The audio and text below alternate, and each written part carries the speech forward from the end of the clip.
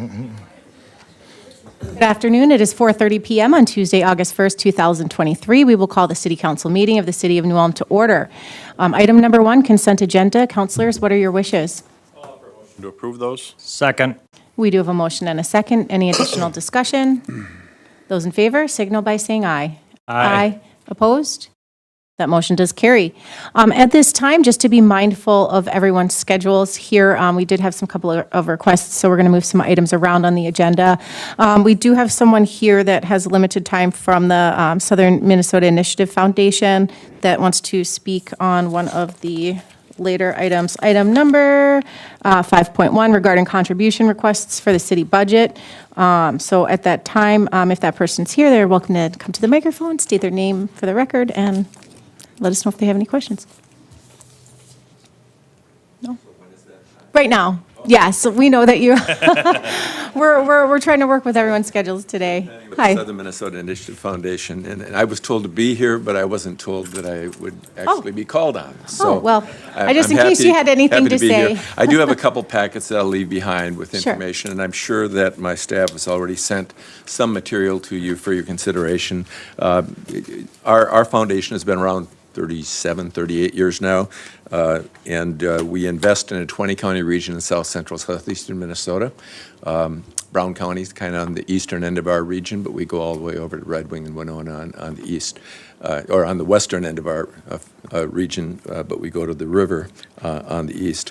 We do three things. We invest heavily in early childhood needs across the region. Among those are grant programs. One came to the Early Childhood Family Education Program here in town last year.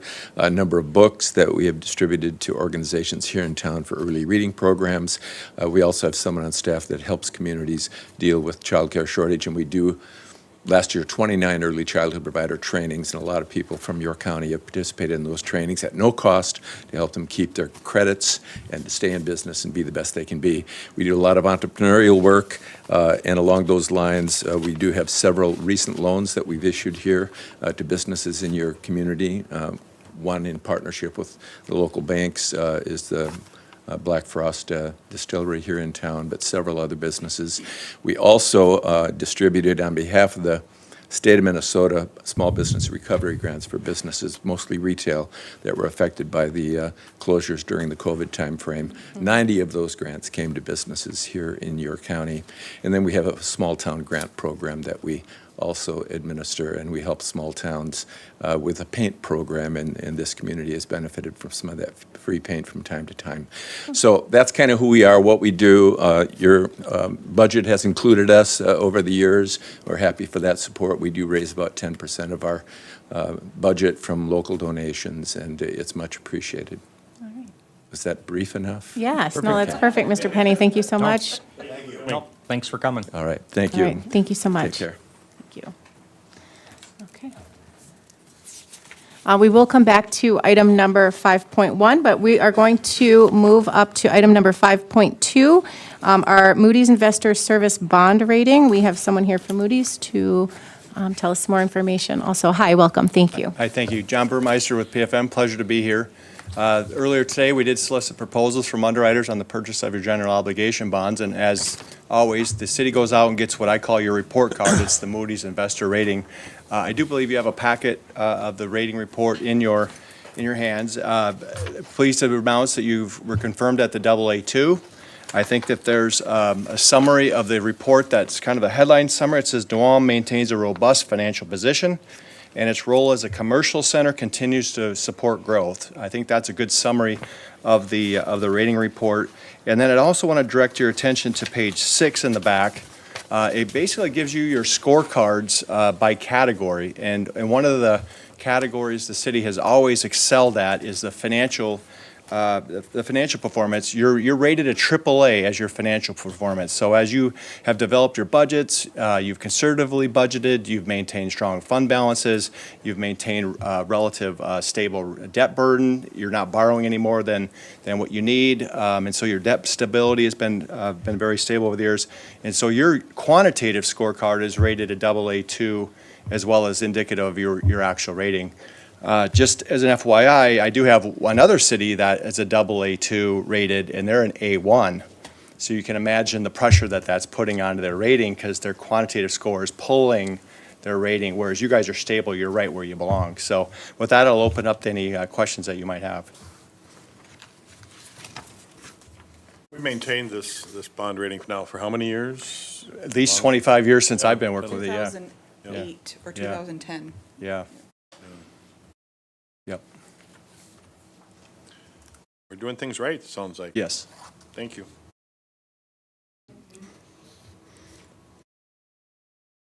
Well, and it says a lot to our staff as well that help us keep this rating.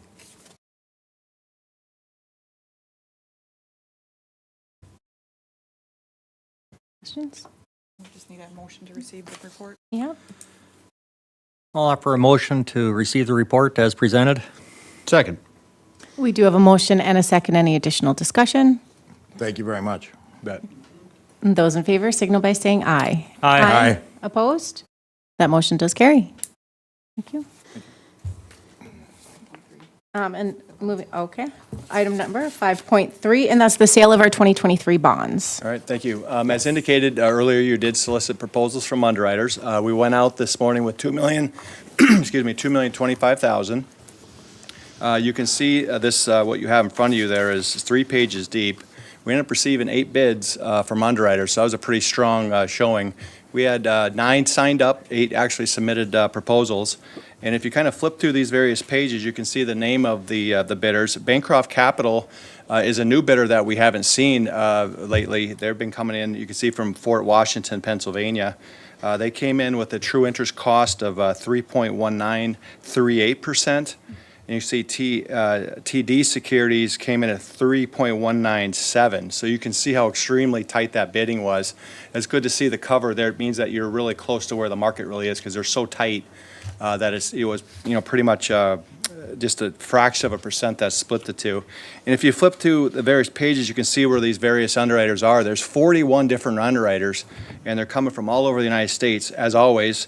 New Jersey, Massachusetts, Arkansas, Tennessee, New York, California. You can see Florida, Pennsylvania, Georgia, and then Alabama. So you're attracting underwriters from all over the United States for your bonds. The bond volume's been down this year, so the competition's very, very aggressive. And that bodes really well for your bond issue. You do a nice 10-year bond structure each year, and that's what the market likes to see. And you can see 3.19. We had a 4% projected, so rates been going up and down. I think everyone's surprised the economy's still doing as well as it is. There was another rate increase here in July, perhaps another one coming. I guess we'll keep watching the data to find out what happens in the future. So we would recommend that you award this to Bancroft Capital LLC. And then you'll also notice the cost came in a little lower. We did decrease the size after we restructured this to $1,925,000. So we did drop the par amount down a little bit. Still gives the city the same bond proceeds to fund the projects.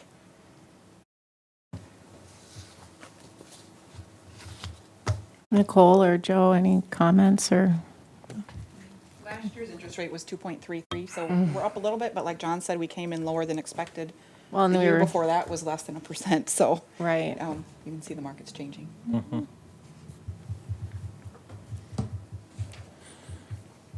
Well, even though I'm happy with it, I'll offer the resolution authorizing the issuance, awarding a sale, and fixing the form and details for $2,025,000 general obligation permanent improvement revolving fund bonds, Series 2023, and authorize the mayor and finance director to execute the bond documents on behalf of the city of Nome to finance various municipal street and alley improvements. I'll second. Can you amend that? It's instead, not the 2,025,000, it's 1,925,000. Oh. Was the change? I will amend that to $1,025,000, $1,925,000. she said. I read it off the sheet. Based on the amendment to that resolution, we do have a first. And a second from Les. Oh, and a second. Yes, okay. Any additional discussion? Director Jorgensen, please call the roll. Counselor Mack? Yes. Counselor Christian? Yes. Counselor Schultz? Yes. Counselor Warmka? Yes. President Becker? Yes, that motion does carry. We are going to be going back right now to item 2.1, a public hearing for noise variance for Zinnel Utility Contracting. So at this time, we will open the public hearing. Counselors, I did receive one letter. It says, "I would like the city to stick to the code as written. Sound really carries out there. Music from 3 to 9 is enough." It was signed by Sharon Babel. Just as a point of record. Thank you. So it is a public hearing. Do we have anybody Would anyone care to be heard? want to be heard? Got a full house. I don't know. Okay.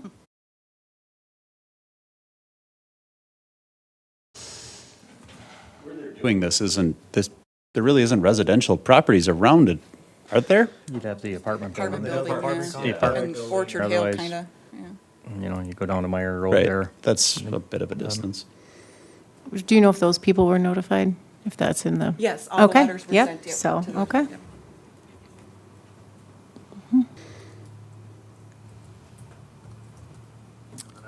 If you look at the diagram, the stage is actually pointing towards the industrial sections, so not towards the residential areas. And our letter was commenting until 9 PM, but we can technically go till 10 PM with the music crew.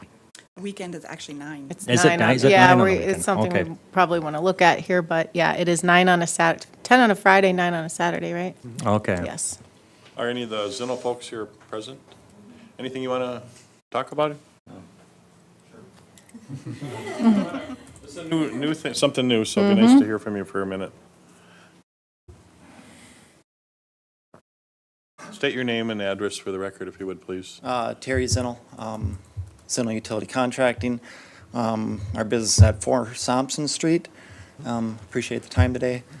We are hosting a live music event, and with food, live music for the community. It's open to the public. We have 3 different bands starting at 3 o'clock, ending with foreplay planned to be from 8 to 11. Like I said, it's open to the public. All the proceeds are being donated back to the community. So if there's any further questions on that, I can elaborate on that, but No, that's kind of what I was looking for, just a short summary on what it's all about, so. Mr. Zinnial, your letter has that the money will be donated to a local nonprofit in New Ulm. We plan on making this an annual event, and next year will be run under our nonprofit Music for a Mission. So is it 2 separate ones, or is it this going to be the same nonprofit? we'll be donating to a different nonprofit. Okay, Yep. this year, and then you're looking to form your own nonprofit? Correct. Oh, Yep, okay. That's in perfect. that's in the process. Sure. But Okay. since it's not complete, we're just running it through the business this year. Okay. I think it's an incredible thing you're doing for the community and new initiative. I thought I was kind of blown away when I saw a billboard for it. I thought it was a Yeah. work party you were having, but I think it's completely amazing what you guys are doing with this, so. I guess, Terry, did you reach out to any of your neighbors in person or just through the letter that Because, was? You know, like, we have that, as stated, that apartment building behind us, so don't really know anybody that lives there. Obviously, Orchard Hills is across the street at a distance, and then we have some other industrial, businesses up there. Yeah. And that obviously had a lot, how we laid it out to, as somebody mentioned, facing the stage away from what is there for residential properties, so. This could be a learning curve, see what, Yeah. happens from Yeah. this, but I'm in agreement with Counselor Warmka. I think it's a great idea. I understand the one person's concern, but we have done this for one-time events throughout the city. I don't have an issue with it. I don't either. I think it's a wonderful thing, and I'm glad you're bringing it to our community. So, well, I better wait and see if there's anybody else who wants to talk. I think it's a wonderful opportunity, and thanks for taking the initiative to try something different. So I'll go ahead and offer a resolution, close the public hearing, and authorize a noise variance to permit amplified sound at Zinnial Utility Contracting, 4 Thompson Street, to host Party by the Pond event on Saturday, August 26, 2023, from 3 to 12 a.m., or 3 p.m. to 12 a.m. on Sunday, August 27th, 2023. Second. We do have a motion and a second. Any additional discussion? All those in favor signal by saying aye. Resolution. Oh, a resolution, yes. Director Jorgensen, please call the roll. Counselor Mack? Yes. Counselor Christian? Yes. Counselor Schultz? Yes. Counselor Warmka? Yes. President Becker? Yes, that motion does carry. Item number 2.2. Thank you. Public hearing for noise variance for sand volleyball tournament. At this time, we will open the public hearing in regards to the Spiking in the Streets sand volleyball tournament. Council President, Councilors, this is just a request for the music that would start at 8 p.m. and go till midnight on Saturday. That stage will be towards Center in Minnesota. Notices were sent out to residents within 500 feet of that, and at this point, I don't think we've received any comments on this. No complaints and no letters? Nope. Anyone here care to be heard? Okay, I'll motion to close the public hearing, offering the resolution, closing the public hearing, and authorizing the City of Nome on behalf of the Chamber of Commerce for a noise variance to permit amplified sound on North Minnesota and Center on Saturday, August 5th, 2023, from 8 p.m. to August 6th, 2023, 12 a.m. during the Spiking in the Street Sand Volleyball Tournament. I'll second. We have a motion and a second. Any additional discussion? Director Jorgensen, please call the roll. Counselor Mack? Yes. Counselor Christian? Yes. Counselor Schultz? Yes. Counselor Warmka? Yes. President Becker? Yes, that motion carries. Item number 3.1, liquor permit for 3M Company. I'll make a motion to approve the issuance of a liquor permit for 3M Company to serve alcohol during a company picnic located at Harmon Park, 101 North Garden Street on Saturday, August 5th, 2023, subject to compliance with all city and state requirements. Second. We do have a motion and a second. Any additional discussion? Those in favor signal by saying aye. Aye. Opposed? That motion does carry. Item number 3.2, American Legion liquor license extension for sand volleyball tournament. I'll offer the resolution to authorize the extension of the American Legion's liquor license into Minnesota Street between First North and First South Streets to the alley during the Spiking in the Street Sand Volleyball Tournament on Saturday, August 5th, 2023, beginning at 12 p.m. until 11:59 p.m., and allow traffic to enter the alley behind the building at 27 South Minnesota Street and exits through the half alley between the Legion and the building at 15 South Minnesota Street, subject to conditions. I'll second. We have a motion and a second. Any additional discussion? Director Jorgensen, please call the roll. Counselor Mack? Yes. Counselor Christian? Yes. Counselor Schultz? Yes. Counselor Warmka? Yes. President Becker? Yes, that motion carries. Item number 4.1, looking at a conditional use permit at 627 South Broadway Street for Paul and Janice Gorman.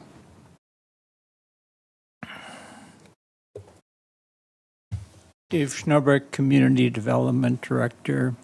The first thing I would like to note is that the representation by staff at the Planning Commission meeting was done by John Nisley, and John is on vacation this week.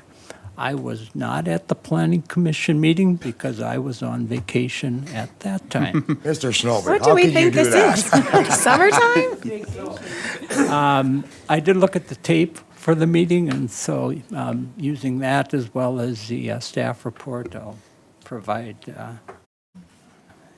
a summary of what took place. So the Planning Commission met July 27th and recommended for approval this particular conditional use permit with 4 conditions. The property is generally located east of South Broadway and north of 7th South Street. So it's situated between Broadway and South Minnesota Street. Staff received 1 phone call in support of the fence height and its location. This particular property has 2 front yards because it has 2 street frontages, which means it has 2 side yards on the other sides. The applicant had previously installed a 6-foot high tall fence, in the front yard area, approximately 1 foot from the front property line, abutting 7th South Street. And the city code requires that a fence located in this area only be 48 inches in height. The fence is in compliance with all other fence regulations that the city has.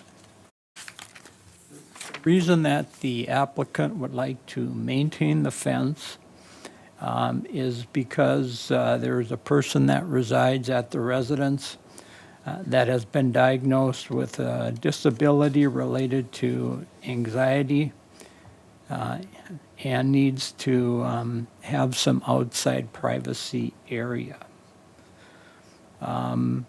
The fence height of 6 feet is not anticipated to have any adverse effect on the neighbors or cause any traffic concerns.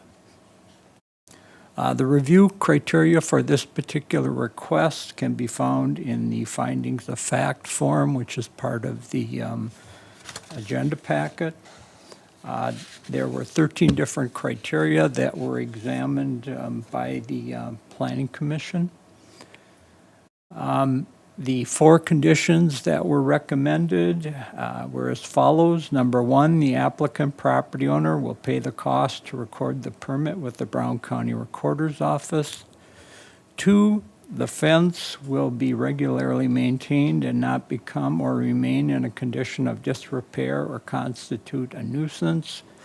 3, the permit is limited to the location and dimensions of the installed fence located in the front yard area on the 7th South Street side of the property. And 4, if the property is sold to another person or the current tenant moves off the property, the fence located in the front yard setback area shall be reduced to 48 inches or removed completely. That would conclude the staff report. Thank you, Mr. Schnobrecht. Add from the Planning Commission meeting, I attended that meeting, and we didn't have any other public comment on it or anything like that. Did ask the question, the permit was issued last year, and that's when they erected the fence. Staff had been making contact with them to say it wasn't in compliance. They came forward with their information. The property owner's son is the one that's currently residing in the home, and he stated his reasons for it. I did bring up about traffic, and the window to see. Elwood said that he was fine with it for the driveway and those capacities on 7th on there. So those are some of the reasons why it was recommended to go ahead with it. And the property owner understood that, if his son leaves, the conditions, he was fine with that. So. Being you've got those 4 stated conditions, if anybody else does have a comment, I'll recommend approval with stated conditions, the conditional use permit application of Paul and Janice Gorman to exceed the height limitations for a fence in the front yard area of 7th Street South and on the front half of Lot 8, Block 72, south of Center Street. The street address of the property is 627 South Broadway. Second. You have a motion and a second. Any additional discussion? Those in favor signal by saying aye. Aye. Aye. Opposed? That motion does carry. Thank you, Mr. Schnobrecht. Item number 4.2, variance request, Fred and Laura Bianchi. Okay, this particular request is regarding a variance, and there are 3 parts to the variance that I will describe. So the property legal description is part of lots 8 through 13, block 11 north of Center Street. The street address is 1106 North Valley Street. So part 1 of the request is a variance to reduce the minimum front yard setback for the construction of a detached accessory building from 20 feet to 0 feet.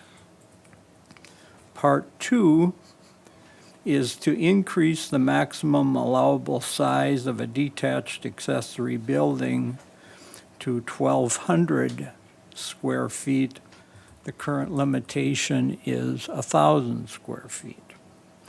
And Part 3 is to increase the maximum height of a detached accessory building to 23 feet, and the current code requirement is 16 feet. The commission unanimously recommended approval of Part 1. So that's the front yard setback going to 0 feet. They recommended denial of Part 2 and Part 3 on a 4-2 vote. And I should note that Part 2 and Part 3 were considered together since the staff's review of those items was identical. So the property is generally located between the railroad and North Valley Street. It's north of 11th North Street on an unimproved portion of North Valley Street. Property is zoned RT2, which is traditional neighborhood, single and two-family residence district. The railroad right-of-way serves as a border with an industrial area to the east. The remainder of the area is also, in this general location, is also RT2. Public comment. The staff received 2 phone calls regarding the variance request. Neither party were opposed to the variance setback, but had concerns with height and size. One party requested that there be a condition added to the variance that the building be stick-built to match surrounding residential properties and not be a pole shed with steel siding. We also have received 3 emails from neighbors with regards to the variance request. 2 were in opposition to the height and size, and 1 was in opposition to all 3 requests. And the emails are included as attachment 7 in this report. As I mentioned, lots 12 and 13 have a reduced depth due to the railroad cutting through the middle of these lots. The railroad also curves, which makes things a little more complicated. At this time, I'd like to review a previous variance that was granted for this property. And it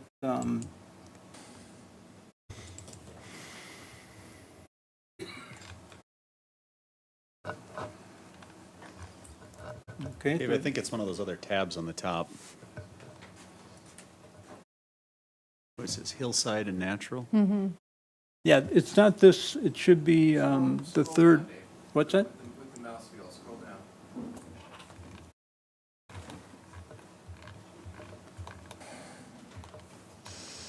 It's in the same packet, right?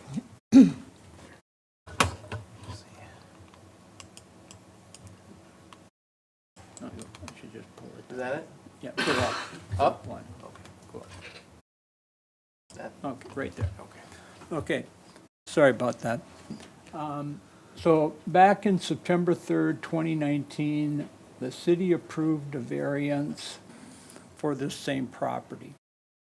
And the applicant at that time was Jim Sheeman, and I think he was trying to get variances that would allow for the development of the property.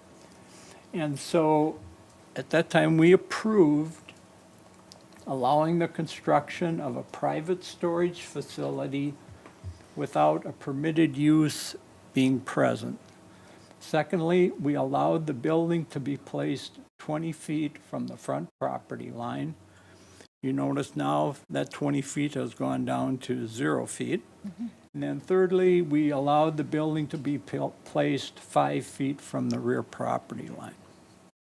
There also were conditions. Now, the conditions weren't mentioned at the Planning Commission meeting, nor are they part of your report, but they were part of this action by the city council. So the conditions were that the detached accessory building on the two lots shall not exceed 1,000 square feet in floor space and 16 feet in height. 2, the applicant will locate property boundaries and verify the location of the proposed building on the site with city staff prior to starting building construction. And 3, the applicant will maintain or accommodate the existing stormwater drainage east of the property and parallel to the railroad. So those 3 conditions currently exist. And those came from the Planning Commission recommendation to the City Council, and the minutes of the meeting appear to indicate that the council adopted what the Planning Commission had recommended. The staff, in its report to the Planning Commission, stated that they did not have any issue with the request to reduce the front yard setback because it met the variance requirement or the criteria. But the staff did not believe that the request to increase the size or height of the building met the variance criteria necessary to approve the request. And there are a total of 10 criteria to approve a variance, and it was the staff's determination that it did not meet 6 of those 10 criteria. Now, the findings of fact form contains all of this information, and it can be found on attachment 8. I just briefly would like to review the process that the Planning Commission goes through when they receive a variance request like this, so you can understand where the findings of fact fits into this review process. First thing is when we receive a request, we conduct the meeting, is that the staff reads the report on the request, into the record. Commission members are then given an opportunity to ask questions and to provide comments on the report. Then the third thing that happens is the chair asks for public comments since we're conducting a public hearing. The fourth thing is the chair will then close the public hearing. And the fifth thing is we then go to findings of fact. And what happens as part of that process is the chair or staff will read the particular criteria, and we've got 10 of them, and then the staff will provide their response to that criteria, their recommendation on whether the application meets that criteria. The chair then asks the commission whether whether they agree or disagree with the staff's recommendation. And it's at that point in time that there is an opportunity for discussion and disagreement on what the staff may have written. Then, after going through all 10 of the criteria, a vote is conducted. In this particular case, with this request, there was no discussion or disagreement with the staff's written recommendation.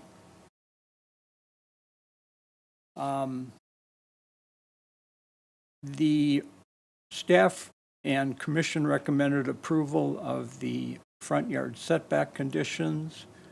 There would be 2 conditions that would be recommended with that. One is that the applicant would pay the filing fee with the Brown County Recorder's Office. And then the second thing is that the resolution approving this request, should document the previous actions that have been taken at the September 3rd, 2019 meeting, so that it becomes part of the approving resolution. That would conclude the staff report. Thank you, Mr. Schnellberg.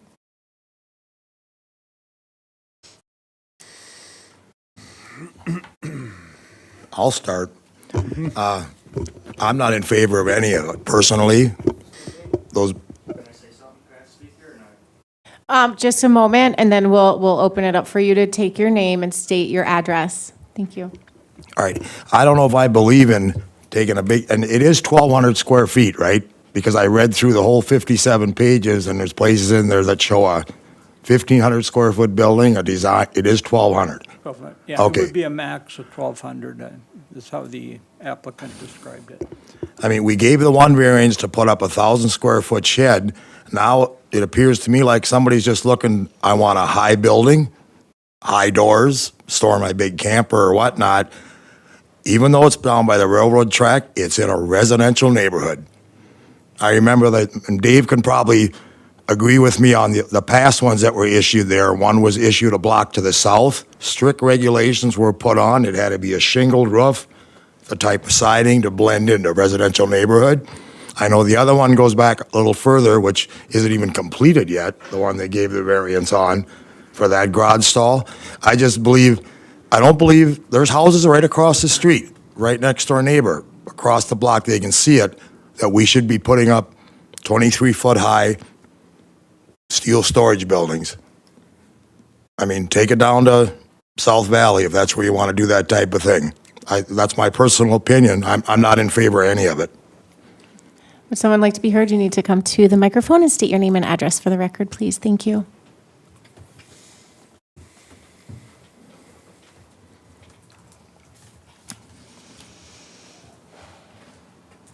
I'm Fred Bianchi. I live in 1601 North Franklin Street here in New Ulm. I don't feel like I'm asking for much. I know you said 1,500 square feet. I did have two shed designs. One was wider and not as deep. That was 1,500. I have another shed design that's going to be longer, narrower, which I'm probably going to end up going with. As far as the high sidewalls, yes, that is the intent, to get a tall sidewall so I can get a 14-foot garage door and possibly for a camper or RV down the road. As far as the neighbors there, I sent you councilman an email yesterday. I don't know if y'all got it. I don't know if any of you drove by. There's a thick barrier between the house to the south and the house to the west. You put a shed in there, they won't hardly know what's there. I'll disagree with you on that. 5 months in this state, they can see right through to your big shed. In 7 months, they can't. So, like I said, to say it's in a highly residential area is not an accurate statement. As far as the conditions that were put in place years ago with Jim Sheeman, I've never seen or heard of them. I've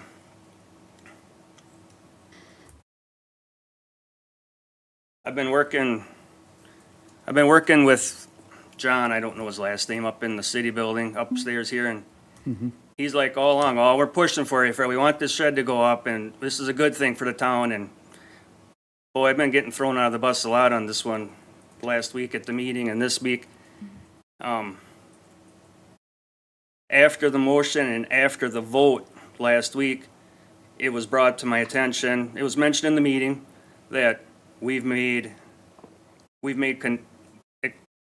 allowed variances for bigger garages, square footage wise and for height. 2 blocks to the south, there's a shed there, and it's well over 16 feet. I don't know how high, but I guarantee it's over 16. You guys do make variances for people, and I'm willing to bet if I would do the 1,200, if you would allow that, the height would not go over 21 feet. I was at Menards and playing on their computer, and with a 412 pitch, if it's 24 feet wide or whatever, it would be 20 feet and 8 inches approximately. that, I don't know if any of you looked at this property, but it's marginal wasteland, I guess, at best. You're not gonna build a house on it. Before I purchased it, there was a lot of fill hauled in there. So my setback from my 5 feet off the back line is pretty much non-existent because there's such an angle of slope there. I feel like I lost some dirt there, so that's why I'm asking for the front setback. I want to back up. You said 2 blocks to the south, there's a garage higher than 16 feet? On Valley Street. Is that pre-Dave, our 16-foot rule? I think I know, but It's that's, on the 900 block. Yeah. I think that predates, David, our when the city adopted, yeah. I mean, that garage was put in when we did not have the height restriction residential neighborhood?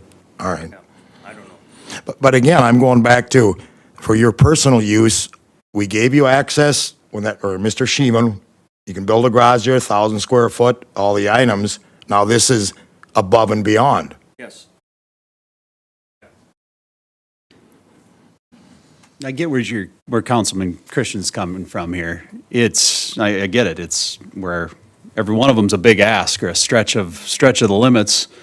That property is a nightmare. I mean, I was there today. I drove through it. I mean, hell, you can't even get to it one way. The trees are down.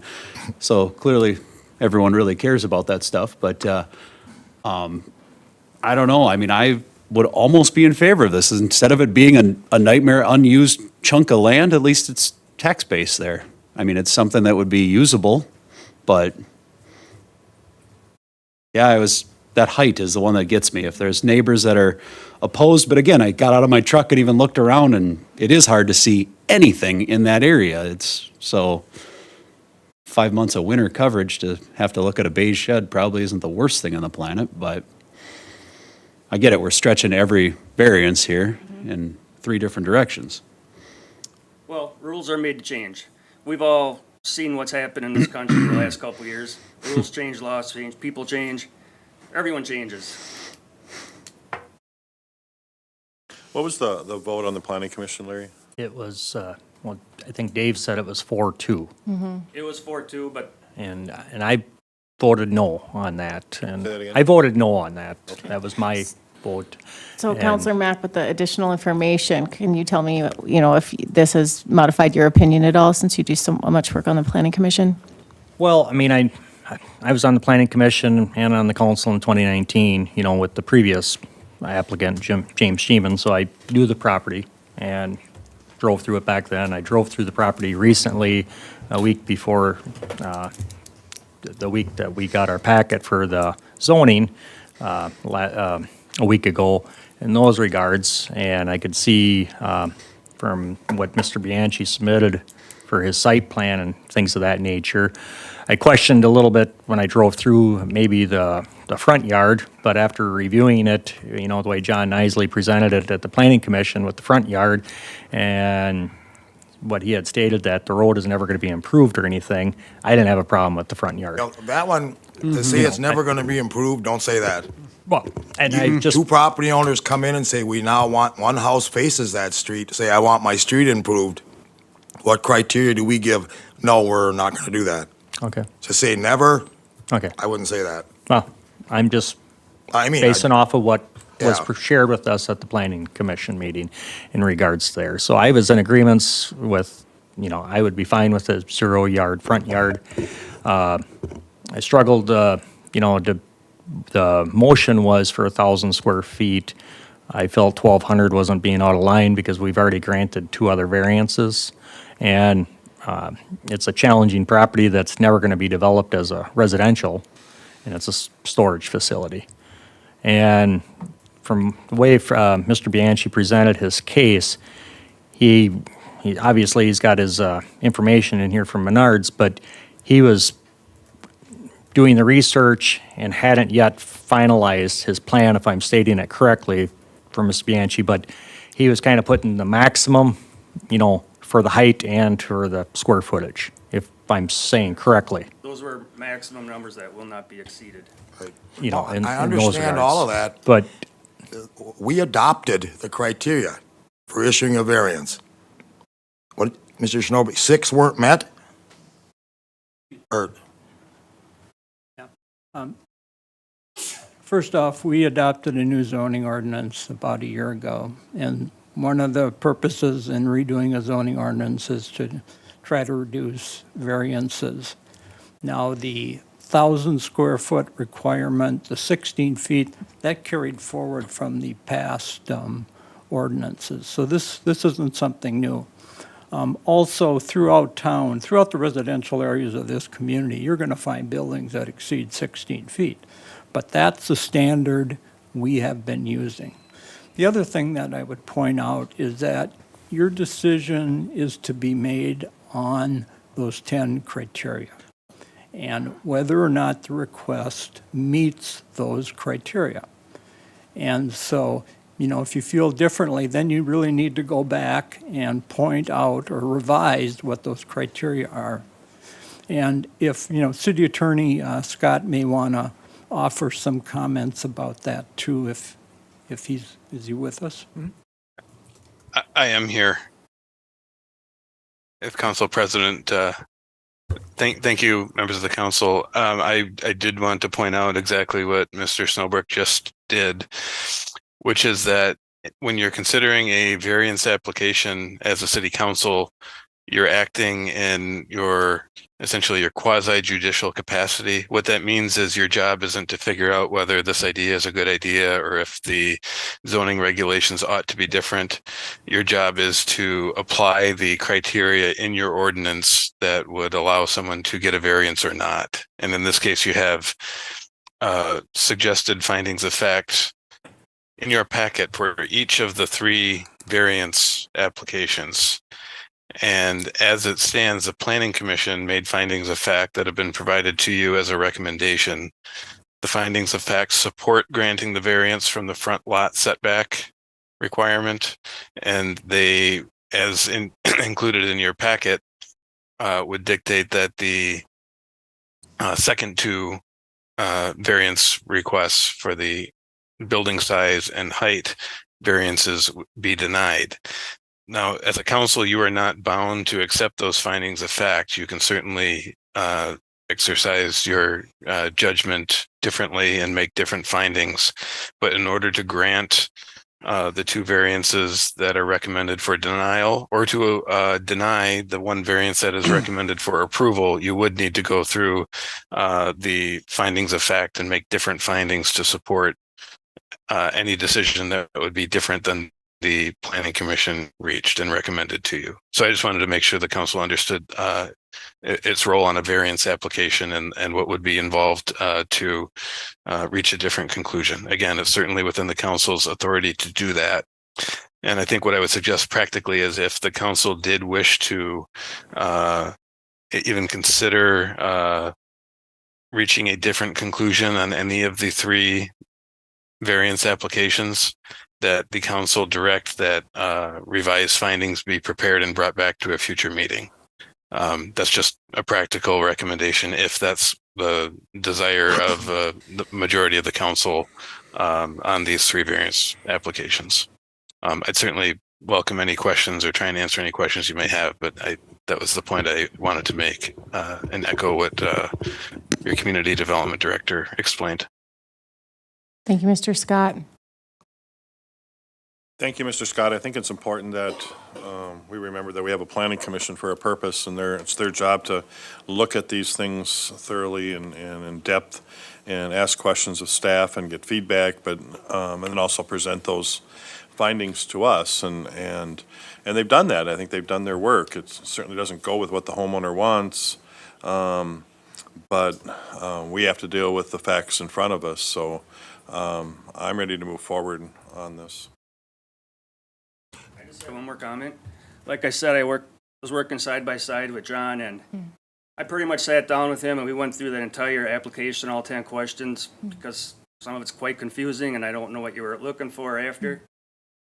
And I pretty much wrote down word for word what he told me to write down. He said, "We're working with you. We want this to go through." And now 6 out of 10, he shot down, or I got shot down on from his answers. Okay. All right, thank you. And that doesn't mean that, depending on how this vote goes, we couldn't continue to have you, work with our community development staff to find and present something that is closer to what our zoning and code is as well. Good point. Yes.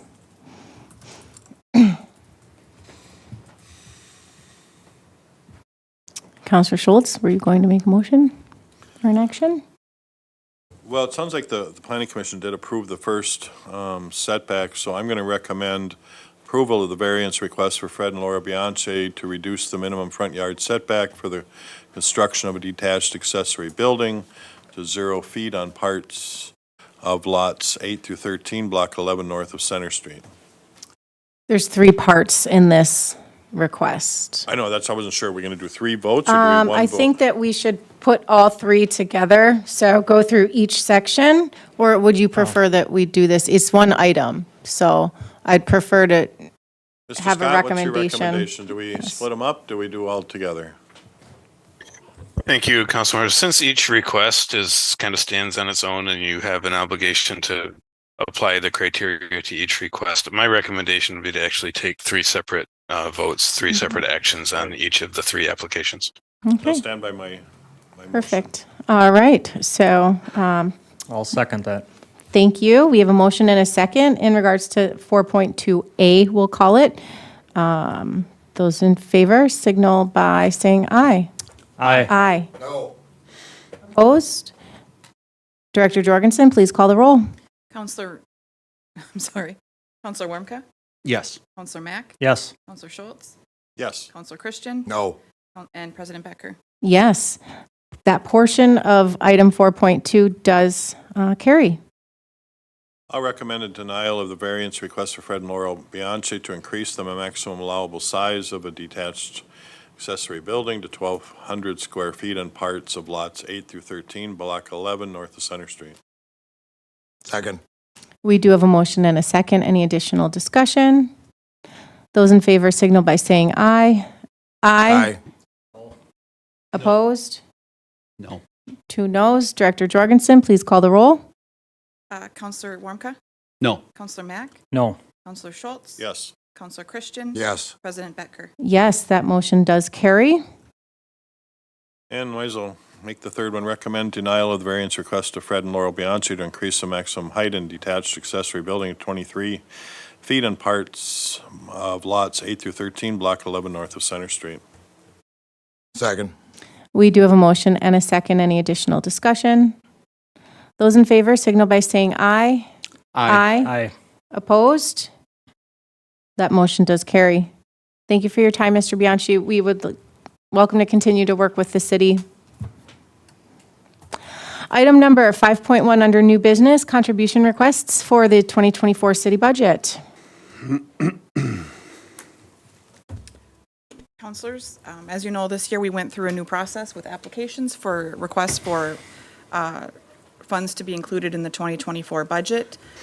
You've received the list of requests that, or applications that we received. The motion as it's written has all the amounts as they were requested.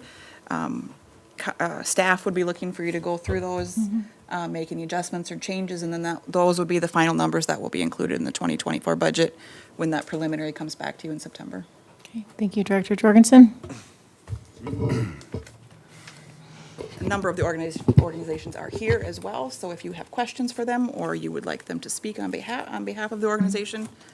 Thank you. I'm going to say unless it's requested that we need them to speak or unless there's something specific that they have to say, I think we can just kind of move along since we've been kind of working with a lot of these same organizations for many, many years. But I'll open it up to conversation. So again, what's listed is the requested amount, but in your sheet here in front of you, you have the staff recommendation as well as some supporting information on each of the organizations.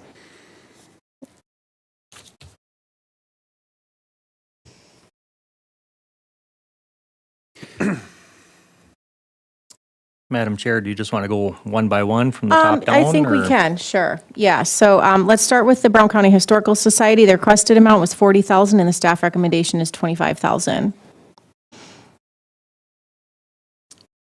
And we gave 25 last year? We gave 25 last year Or in 23. In 23, yes. for this, for, yes. Budgeted year, yeah. 23, yes. You know, my thoughts are, you know, the BCHS has come to us with 40. You know, we've given 25, but I guess, you know, and they've got a building to take care of. And I think, you know, we all know inflation, you know, that I think we got to be proactive. And, you know, if they've got a goal that they want to try to get to, you know, and I feel we're obligated to try to support that building, I think we should do a moderate increase until we can get to that level and work with it in our budget, you know, not to give it a draft. It doesn't have to be necessarily the full amount, but I would like to see a little bit more in regards to that. And are you on the board of I directors? am, and I will Okay. have to, Yeah, I so will have maybe to that might be abstain. something that we should Conflict of recuse. interest. Yes, So, just saying my opinion. thank you. I'd like to comment, in the past, yes, I've been the executive director of the Brown County Historical Society, but I think it's important to note, if you take a look at the list of organizations asking for money, the Brown County Historical Society is open to the public and carries on its responsibility to collect I would call, significant history of New Ulm 52 weeks out of the year. It's not something that they do occasionally or for a one-time event. It's an ongoing effort, and they are the only organization in New Ulm that provides that service. Yes, there are others that provide services in preservation of history, but it's usually special interest projects. Thank you, Mayor. I do have a question on whether other cities within the county are also providing financial support, or other townships or other organizations. Anyone, Amy, are you here?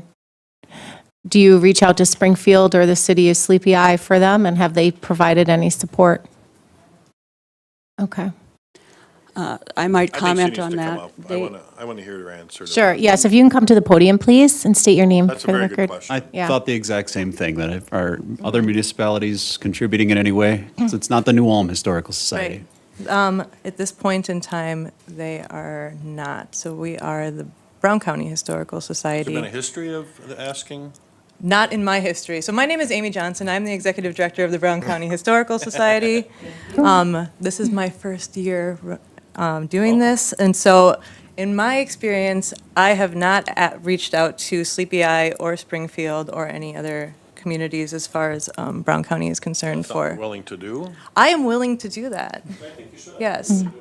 But I do want to say that one thing about being the Brown County Historical Society is we do receive an appropriation from the county, which we also help fund, like Sleepy Eye, the Sleepy Eye Depot Museum is also something that we take some of the county appropriation and provide to them for their services as How well. much is that?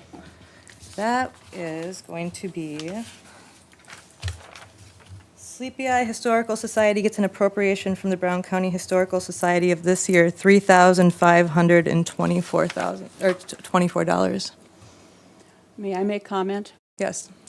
The reason we don't go to Sleepy Eye or Springfield, from my experience, is because Sleepy Eye and Springfield support their own historical societies.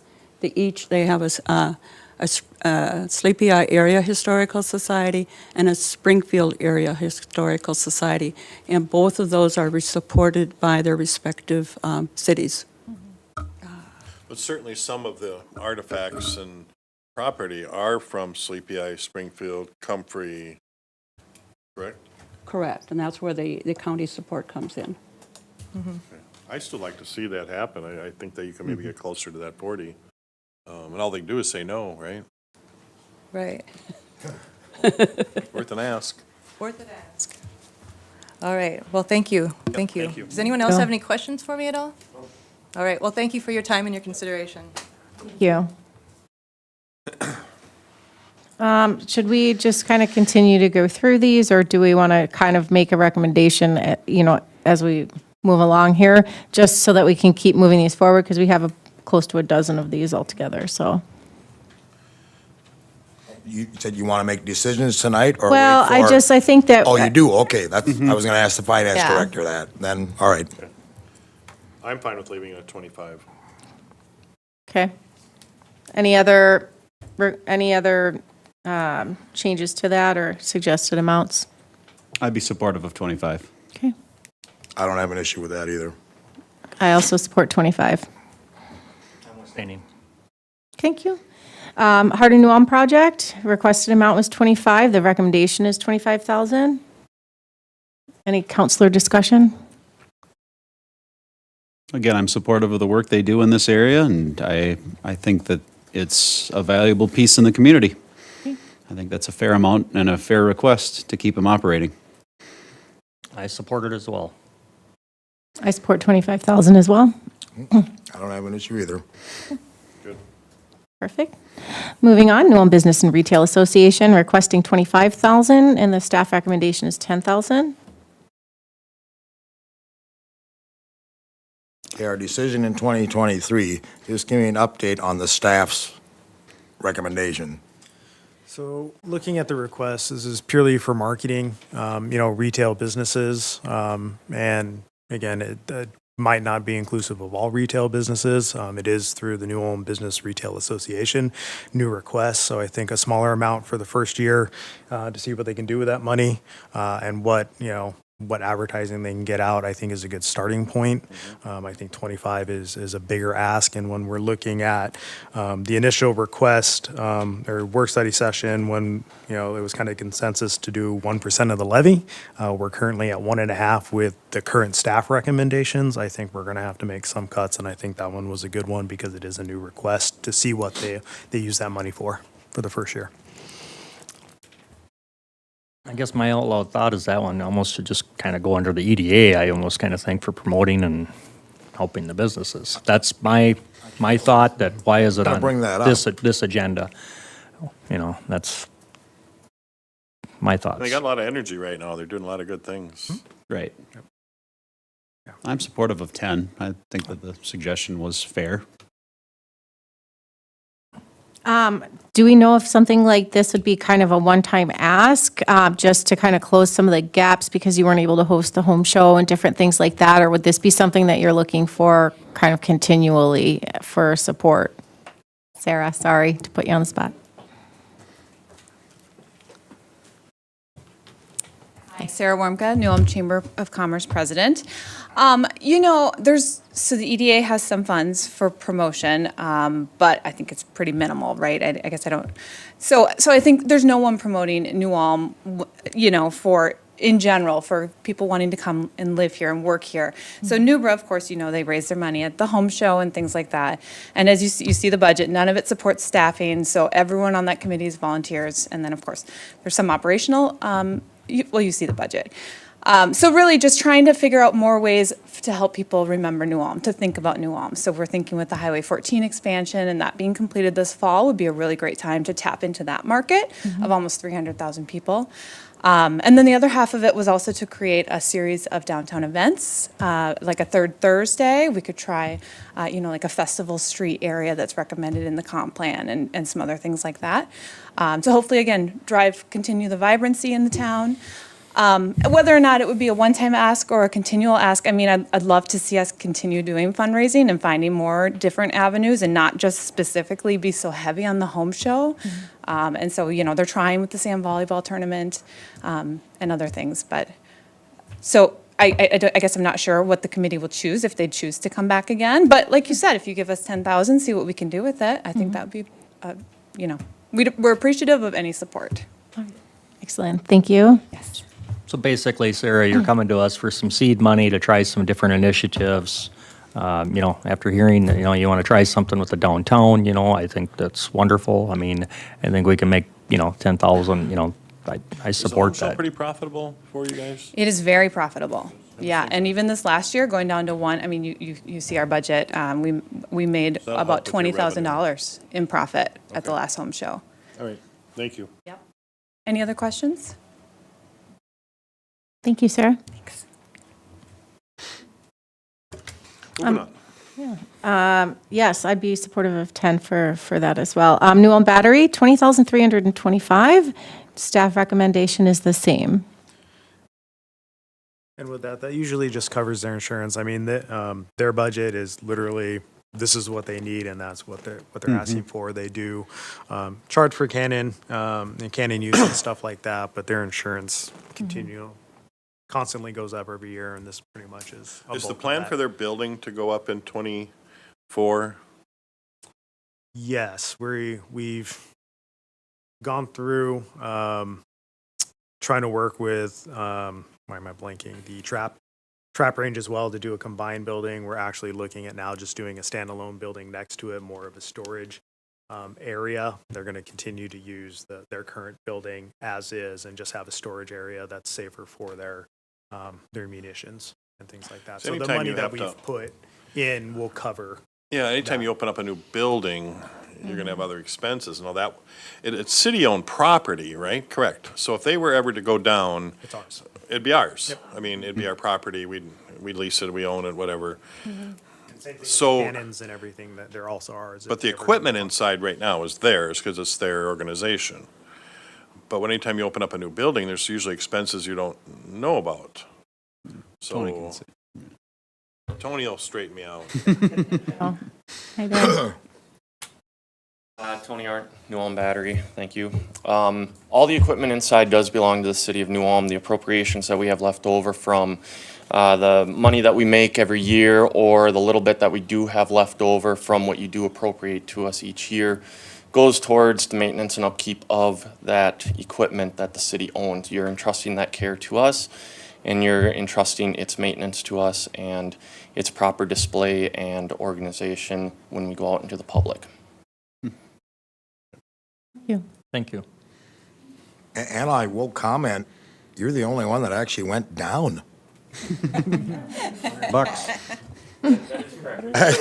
And that's strictly because of the fact that horses are becoming more and more difficult to find, and as we're unable to receive those horses for use, we don't feel it justifiable to continue asking for the appropriations that we have been in the past. So we've been trying to adjust our budget accordingly, and we do operate more or less at a loss on most occasions. And I can tell you that, for example, just to put on Memorial Day, Bavarian Blast and Thunder in the Valley, that's $10,215 of the requested budget right off the bat.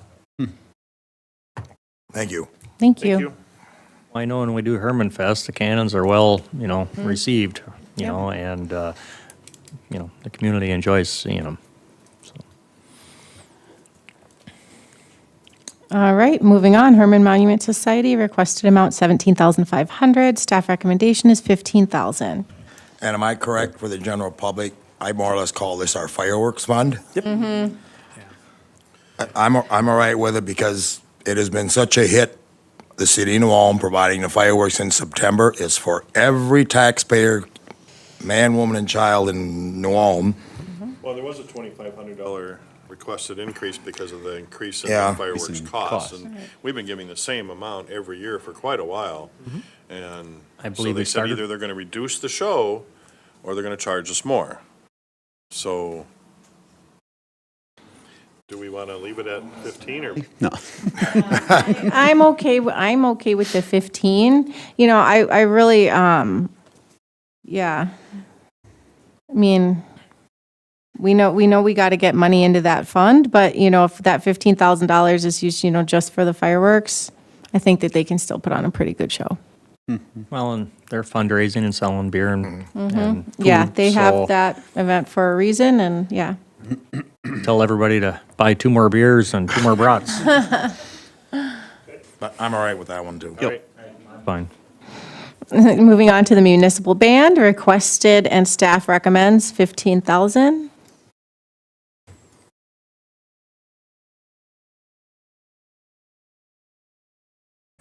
Dave, you were the one with all the questions about the band, the Hey, I mystery finally found questions out- that we got answered. I finally so- found out who owns the municipal band. Right. That's what I wanted to know.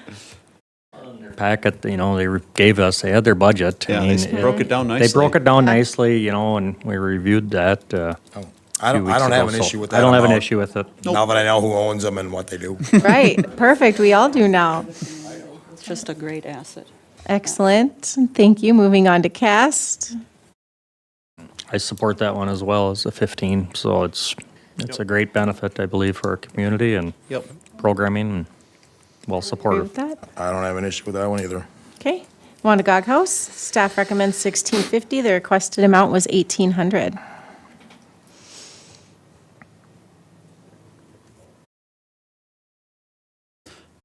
I guess I support the 1650. I didn't see anything out of line there, but for budget-wise. I know they have a property to maintain, and it's not a cheap property to maintain, and I know that they're continuing to try to buy more memorabilia or, have more artwork and things of that nature, and that all costs money, but, Right. I'll support the 1650, but wouldn't mind see it go back for more of the 1800 asking. Okay. I'm okay with the 1650. Okay. Concord Singers requested 6,000, recommended 6,000. I don't have an issue with that one. Yep, I support that one. Oh, good. Yep, I agree. Okay, Great ambassadors for the city. thank you. Lindhouse Association, they requested 10. The recommendation is 7,500. In 2023, we gave them 5,000, and at that time last year, that was a new ask. Yeah, I think that this is probably the only one I'm going to ask for to leave it at the 10,000 for the request. They got that roof that's $250,000. Before they get done fundraising, that roof will collapse. I mean, that's such a huge amount of money, and they don't have a lot of accessibility to make a lot of money there. And last time when they came here, I recommended that we double the request. I believe you did. I did, and I was like, why didn't you ask for more? Because, my gosh, it's just, and there's such a need there, and I would really like to see that stay at 10, but that's my recommendation. Okay. I guess I would like Even to- that, to me, seems low, so. Well, keep in mind that, with these staff recommendations, we're already at 1.5%. And, every time that we increase that, we're going to have to make some modifications in a different area. So I just wanted to, I know we said 1%, but we see how tough that is. I think it's a $2,500 increase from what they're requesting is, or what the staff recommended is acceptable. I think it's justifiable too until they get their roof done. Agreed. And then they can back it back down to 5, Halfway with staff's recommendation. Yeah. So Dave, are you saying that you, Like an 8,500 or? No, it's, No, it's, Oh, excuse me, we gave him 5, that's what I Oh, was got going you. on. 5 Yep. last, yeah. splits the difference. and so Dave, your thoughts were how much? So you're recommending which one? I'd like to see them have the 10. That's a $250,000 roof. You know how expensive they are. Yeah, I'm not the final vote, am I? No, I just, what's your opinion? I mean, Yes. Your opinion. Okay, but my opinion, yeah, I should take the construction trade out of it, but they do need that extra, this year. I know. I feel the same way, that I just worry about setting the precedent, because you know what? Turner Hall needs a $250,000 roof too, so. And we'll get on the list next year, I promise you. That's the timing. But, let's just, I'm not gonna vote no if we up it to the 10. No. all right, Nicole, can you put 10 in as a placeholder, please? So what's the motion on that one? We don't, Well, we're not going to make a motion There's on no this right motions. now, but we're going to have Nicole put in Back to 10 as a us. placeholder for this, for now. Thank you. Smith, 15. Yep. fine. I agree with those. And then a couple things not funding, the Bavarian Blast, Tea for Cancer, and then the Brown County Ag Society. We had information in our packets on that. I don't want to pull these apart one by one. Does anyone have any comments or questions though specifically? I do have comments on Bavarian Blast. I do think we need to do a little something there. That is our one-town parade that's being put on by an external entity. If we don't fund them, they're going to cut that parade. Just like fireworks, that affects this entire community. The thousands of people that were out there at that parade, they appreciate that. This is something that they will eliminate because they don't have to. It's a music festival is what they're doing. They just piggybacked on with this. I think we need to support that in some way. Does the chamber actually put on the Bavarian Blast Parade? No, Bavarian Blast Or does staff nothing. does it, okay. Yep, it's all volunteers. They do that with volunteers. I guess I got a question. Do we support the Civic Center, the use of the Civic Center for the restrooms and the facilities? Is Yeah, that a they pay for donation? that. Or they rent that? The Bavarian Blast Committee pays for that. Sure. I'd support funding for Bavaria. I'd still want to. It's like, gosh, they bring a lot of people into our community over. And it costs money. And Those- It's a lot of money. It's our hotel money, it's restaurant money. And the it's community loves it. Community money. I think we need to find a way to get that in there. That's such a small request when you look at our overall budget, so. I would support bringing that back into the funding amount category. So now we're up to like 1.9 on the levy? Nicole doesn't have to Little do the math less. right now, but I would be in support of just keeping that in as well, just because I know that it does go to, help the parade and, yeah. Any other comments on the two remaining items? No. No. Okay. All right. I am just going to see what kind of. All right. I don't think we have to take any action on this today, but, oh, yes, we do. We need to, yes, have a motion to approve. Approve most of them as one motion, and then, so Larry can vote on all of them. Just do the Historical Society as one separate vote. Okay, well, we'll start there because that's at the top of the list. So I would be looking for a motion specifically regarding the amount for the Historical Society, and then we'll do the rest separately. I'll motion to approve the Brown County Historical Society for the amount not to exceed $25,000. Second. We do have a motion and a second. Any additional discussion? Those in favor signal by saying aye. Aye. Opposed? That motion does carry. And then an item that we can just mark the rest of the contributions in.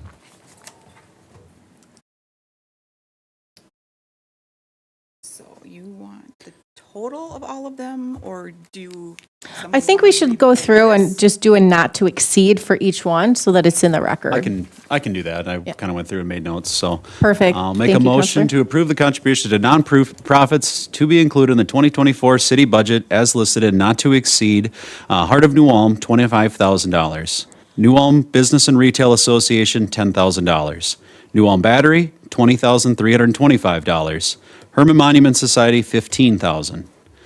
New Ulm Municipal Band, $15,000. Cast, $15,000. Wandagog House Association, $1,650. Concord Singers, $6,000. Lind House, $10,000.